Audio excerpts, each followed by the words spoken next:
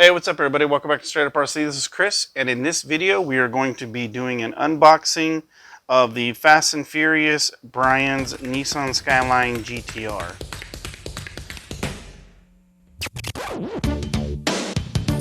Now I know this video isn't exactly RC related, but along with my love for RC cars, my love for diecasts and models in general is about the same. As mentioned in my custom lowrider video and in my introduction video, I did a lot of models in high school and when I was a kid, and I also collected a little bit of Hot Wheels, but I didn't really invest in collecting them as I really wish I should have, because there was a lot of really cool models back then, and I probably would have had a good collection. There's a lot of things that I wish I collected, but I never really got a chance to. As I got older, I decided to go ahead and get back into it. Probably around 2019, I really got back into collecting diecast, Hot Wheels to be specific.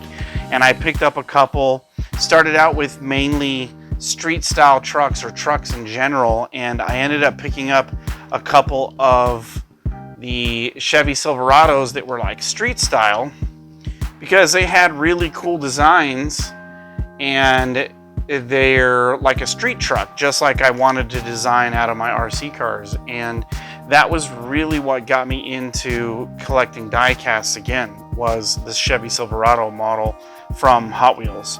Another model that I really wish I would have collected a lot more of was the Muscle Machines truckin' style trucks. A lot of these trucks are really well designed. They're beautiful looking. They got really cool rims. They're all pretty much lowered with a street style aspect to it. And that was what a lot of my RC builds were. They were more so of like a street truck than anything else, or like a lowered car or a low rider in general. So it kind of goes hand in hand, but not the exact same thing. I got probably maybe about 24 of the trucking style trucks, but the designs on them are just gorgeous. They're exactly what you see in trucks that are, you know, nice and customized and done up nowadays. The trucking style trucks have these little plastic suspension style sway arms and whatnot and links, and they actually kind of suspend or slam, and it actually tells you on there that you can actually slam it. There's a little decal sticker that says that when you push on it, it'll slam. Plus it's got the little bed covers and everything. Really cool design. So, and they just look really cool. So I've collected those recently, and I wish I had a lot more, but I don't, unfortunately. With the Hot Wheels, I got into customizing those just like RC cars, where I would take some of the Silverado models and I would do like a little wrap on it. This is actually 3M vinyl wrap. This can't see it in the light here probably, but it actually changes to like a midnight blue from a purple, a little sparkly color. Has a hint of brown actually too when you get into certain lights, but it's a really cool model. And then I wrapped a couple of random models as well.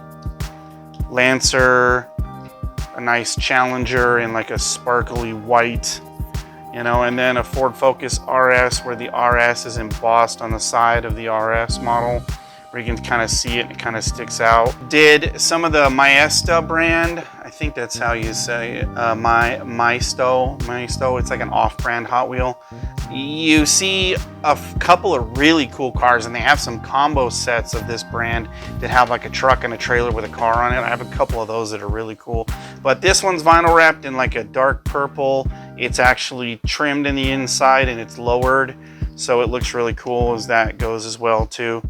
But I got real specific with some of the Hot Wheels models in, if you've seen my main 5th scale RC lowback, it's a big 5th scale crew cab on servo lift suspension, and it's in this exact same color. So this is actually kind of like a mini-me. But the cool part about this truck is the chassis is actually not the stock chassis. The chassis is actually a 3D printed chassis. So I took the stock, you know, plastic chassis that Hot Wheels puts in, I just measured it up, made a chassis, 3D printed it, designed it, custom designed this, and then made it to where I can basically put it right inside the frame of the truck to, you know, replace the stock chassis. But it has, you know, tubbed rear, It has a really low profile, super flat on the bottom, and it basically sits down like almost all the way on the ground. It's basically a mini-me of the RC Lowback. So if you haven't seen that video or some info on that, you should check out that video too. I got heavily into the diecast scene back in 2019, and ever since then and over the years, I've collected a lot of the hard body toy style models from JADA Toys, as well as New Bright. If you're not familiar with those, they make some of the trucks like this, some of the hard body 5th scale, 6 scales, 10th, 12 scales. This one right here is just your standard little Toyota Supra. It's RC, right? I don't have the remote for it. I found this at a Goodwill for like $2, but it's an RC model. If I wanted to make this into an RC model just the same with a custom chassis, I really could. But it's from JADA Toys. I want to say it's about an 18th scale, maybe a 16th depending, but it's RC, so I mean that kind of counts. And then of course you got like the 24th and 32nd scale, some 28th scale RC cars as well. This one's RC as well. Again, I don't have the remote, but this one's from JADA Toys too. Obvious Fast and the Furious 1, Brian O'Connor's Toyota Supra. I've collected a lot of diecast as well as RC cars and incorporated them one in the same. And the reason that I ended up picking up this model specifically is because I just kind of got into the hard body, like full metal diecast 18th and 12 scales, because I really didn't get into those, and they don't make a lot of them anymore. Most of them are in 24 scale. But this model in particular is just amazing in my opinion. The reason that I am impressed with this model so much is not so much the kind of car that it is or the fact that it's Brian O'Connor's GT-R, but I didn't even really remember that it was in the movie. If you don't know what this is from, that's not surprising, because this model is only in the prelude to Too Fast, Too Furious. What I thought that the model in itself was a custom. But when I first saw this car, I saw it on a diecast collectors Facebook group, and I honestly thought that the person that was presenting the car had custom painted it. I thought they had taken the standard Nissan Skyline, Brian O'Connor's silver and blue GT-R Nissan Skyline, and I thought they did a wheel swap, they removed the wing, and they painted it. I didn't know that JADA Toys had came out with this color and this style of a GT-R. So it impressed me first off because I had never seen it. Come to find out, it's actually brand new for 2021 with a couple of other cars that are kind of specific. But what makes this so unique is the simple fact that I didn't even really remember what this was from. And most people that look at this don't. They're like, ooh, that's a really cool GT-R. That's crazy. You know, it's a cool design they came up with. They're like, man, I don't remember that from the movies. I don't remember it either. I didn't remember where it was from until I really kind of thought about it. It's actually in the part of the prelude to Too Fast, Too Furious where Brian's running from the police. And after getting a ride from some female, he gets dropped off at a car lot. When he gets at the car lot, the guy at the car lot is trying to sell him some random car, whether it's, you know, a Ford Focus or a Honda Accord, I don't know what it is, but he's trying to sell him some random car. And Brian looks back in the back of the lot and he points at a Nissan Skyline GT-R, and he points at that one. He's like, I want that one. He buys it and he drives off. Well, when he drives off in this particular car, in this exact color and this exact style, and you don't even really realize what it is. And I didn't at first. I was like, oh wow, it's crazy. So he drives off the lot. We see him driving for a couple seconds, and then the next thing you know, he's in a garage. He's underneath the car fixing something or adding something or doing some work on it, and then the next thing you know, it goes into a paint booth. And this color is only seen in the movie for about less than 90 seconds. That's what makes it so unique in my opinion. The simple fact that they took a car that is in the movie for less than 2 minutes and turned it into a die cast, because that's risky. For one, nobody really remembers the car, so all they're going to think of is, oh, it's a really cool Nissan Skyline GT-R. It's a recolor of the one that's in the movie. Well, no, it's not a recolor. It's the original color, and that's what makes it so cool. They did this with another model this year where they took I believe it's a 1995 RX-7, and it's the white one that's got HKS written across it, or the design of HKS on the side of it, and it's the white one that Letty races at Desert Wars in the first Fast and the Furious. And in the lineup of Fast and the Furious, that's the only time you see that Mazda RX-7, as far as I know. I don't know if you see it any other time. I don't think you do. But Letty races it at Desert Wars. You only see it at that point in time. That one's a little bit more well known because you can kind of remember Letty beating the white RX-7 at Desert Wars a lot easier than you can remember the color of the car that Brian purchased after running from the cops. So that's what makes it really cool in my opinion. Needless to say, because of these factors, I had to get one. I really did. And I actually purchased one online because I wasn't quite sure I was gonna find one locally. Because as far as I know, they really only send maybe one, maybe two to a store in an area. And it's really easy for somebody to walk in and be like, ooh, it's a really cool car. I'm gonna buy it for my kid. And next thing you know, your local store is not gonna get one. And when they first came out, when I first seen them, all the talk that I had spoken to people, it was kind of understood that they were only sold at Targets. But I believe they've been found at Walmarts as well.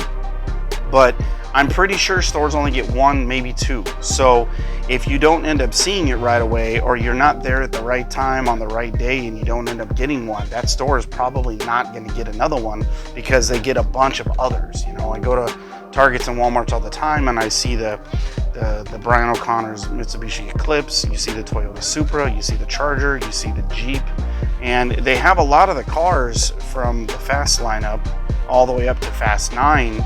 You know, so there's a good collection of cars that you could end up getting from this lineup. So I had to get one, and I did get one. But as you can see, I also got two more because I spent about 2 days and I went to 8 different Targets because that's where I was pretty sure that they were only going to be sold at.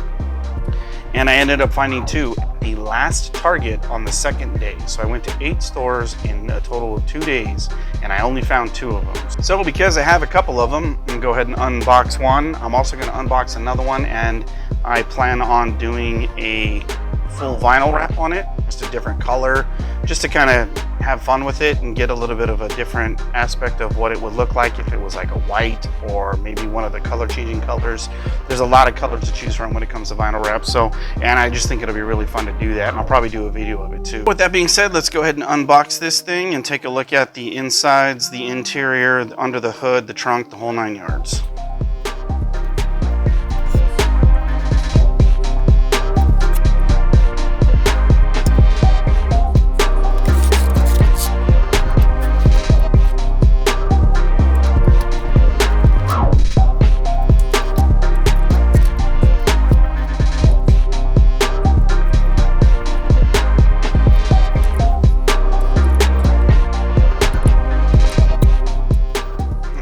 So here we go. It looks even better out of the box. It's really cool. There's actually some details that you don't even notice when it's in the box because they have it hidden. So it's actually really cool. On the back, on the license plate, it says Charged Prelude. It tells you exactly where the car came from. That's an added bonus to it. And I don't recall from the movie or not if it actually said the word Skyline right here, but it's got it on here. My guess is it did. I don't remember, so I'll have to go back and check that out and take a look and see if that is the case. This one in particular, the body lines are a little wonky. The door doesn't really line up correctly, but I don't know if it's bent or what. But it doesn't line up all the way, so it kind of sags. The line right here is not at all matched. The door obviously looks like it's off kilter. The back bumper is like got a huge gap in it. The headlight lenses are sticking up. This turn marker cover is kind of tilted. The hood lines are a little dipped on this side, raised on this side. Got a scuff on the top and a scuff on the side. So this one's kind of a little, you know, looks like it's been out of the box a little bit, but you know, they were fully sealed and everything, but still looks good on the inside. Right-hand drive, that's awesome. Racing seats, 5-point racing harnesses. You know, surprisingly, it doesn't have like speakers or something in the back seat. It actually has like seats in the back seat. Again, this is before Brian did a lot of the work to the car, so that doesn't surprise me that it has a stock-looking interior. Even, let's see, yeah, even the trunk is basic. Just a basic setup. Doesn't look like there's like any speakers in there, no NOS bottle, no nothing, and we know that the car had NOS. clearly. There's our fourth right there. It doesn't have anything special interior wise, so that makes sense because, you know, when he picked up the car, it would be pretty stock, so that makes sense. And then again, of course, you know, it looks like there's some engine work done.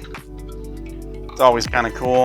You can see Skyline GT-R turbo, way bar, strut tower, all that jazz. Really cool. Car in itself looks amazing. This one will probably be the one that I kind of mess with and wrap in a different color. I might try and bend the door hinge back.